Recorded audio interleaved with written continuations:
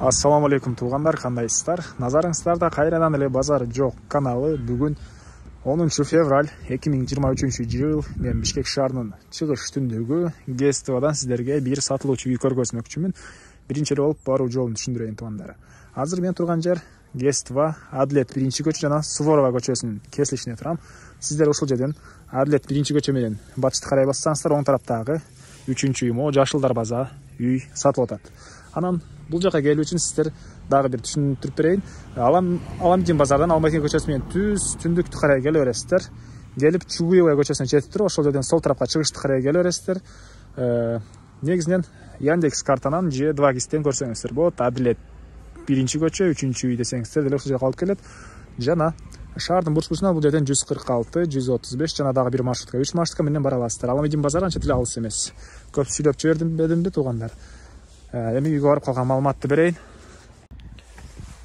Мынакей туугандар, келүү жолун түшүндүргөнчө бүгүнкү чыгарыштагы сатылуучу үйгө да жетип келип калдым. Бул үйүбүздүн көчө тарабы. Көрүп турганыңыздардай бийик забор жана дарбаза. Бул асфальт көчөгө чейин жакын эле. Адлет биринчи көчө, 3-үчү үйгө келсеңиздер, ушул даректе сатылуучу үй жакын жана ошондой эле чоң асфальттан кийинки 3-үчү үй болуп калат туугандар. Анан бул жак менен деле чыгып кирсеңиздер болот, мынакей. Бул жак менен деле чыгып кирсеңиздер болот, бул жагы менен деле чыгып кирсеңиздер болот. Мектептер боюнча айтсак, жакын жерде мектеп, ГСТВнын мектеби бар экен. Андан ары садиктер, частный садиктер тегеректер бар дейт. Бул короосунун көрүнүшү. Жеринин аянты 6 соток, документтер боюнча тех паспорт, кызыл китеп баары бар экен. Эми андан ары үй жөнүндө айтсак туугандар, үйдүн узун туурасы 10-13 жана алды тарабында пескоблок менен кошулган отопление жана санузел бар. Бул жактагы чоң үйдүн узун туурасы 10-13, стенасы бышпаган кирпич жана түштүктөрүндө бул жакта мондай чакан навестер, складтар экен. Бул жактары бош туугандар. Дарбазадан кирсеңиздер эле көп эле машина баткандай жер жана арты тарабында бираз жер жемишекенге жер, үйдүн тышкы тарабында ажаткана, септик баары бар экен. Бул үйүбүздүн түндүк тарабынан көрүнүшү.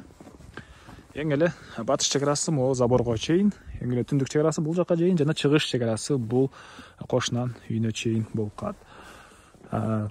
Электр энергиясы бар, суу скважина экен жана отопление, паровой отопление, электр энергиясы менен, көмүр менен жылыткан котел менен үйдү жылытат.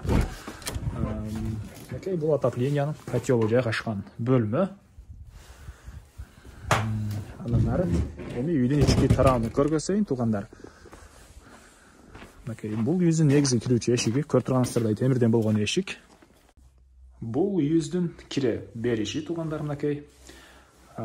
Полдору кафель, дуалдар бул жакка шпаклевка жана отоплениянын котелуна туугандар бул жактан чыгып кире аласыздар, жанакы эшик менен. Анан бул жерде мондай тамак жасоочу жай, негизинен кухня бар киргенде эле, бирок ал жакты үйдүн ичинин баарын тамак жыттанбай ушул жака эле кылайын деген ойдо ушул жерге электрический плита жана газовый плитаны коюп койгон учуру. Жана бул жакта ванна, душ, унитаз, раковина, суусу мондай аристон менен жылыйт жана түндүк тараптан форточка орнотулган. Андан ары ушул жерден сол тарапка карай кирсек, бул жерде мынакей мондай тамактануучу бөлмө жана кухня. Көрүп турганыңыздардай кухонный мебелдер орнотулган, дуалдар обой, потолок пластик жана бул бөлмөдөн калган бөлмөлөргө өтүп кете алабыз. Полу ламинат экен туугандар. Үй жылуу, отопление бар. Кайсы оң тарабынан көргөзүп баштайын. Оң тарапта бул жакта бир балдар бөлмөсү. Мынакей. Чыгыш тараптан чоң терезе орнотулган, отопление батареялар ар бир бөлмөдө бар жана үйлөрдүн бөлмөлөрү жылуу. Андан кийинки бөлмө бул жакта мондай коридор. Бул коридордон 2 бөлмөгө өтүп кете алат экенбиз. Сол тарапка карай кирсек, зал жайгашкан. Мынакей бул жакта зал. Батыш тараптан катарынан терезелер, пластик жана тышкы тараптан темирден болгон решеткалар, отопление батареялары, үй жылуу. Андан ары Бул жакта дагы бир бөлмө. Мынакей.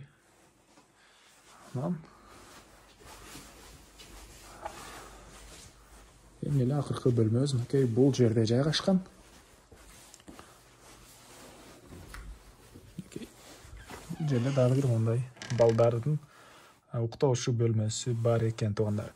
Мебелдер боюнча айтсак, көп эле мебелдер калат, почти баары эле калат дейт.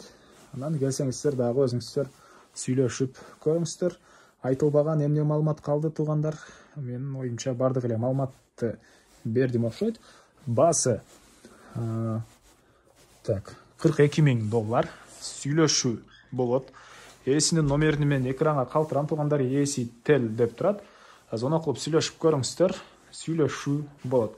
Анан бул видеону достор менен, группалар менен бөлүшсөңүздөр, сиздер мага үй ээсине чоң жардам берген болосуздар. Анда мен сиздер менен коштошом туугандар. Кийинки чыгарышка чейин саламатта калыңыздар.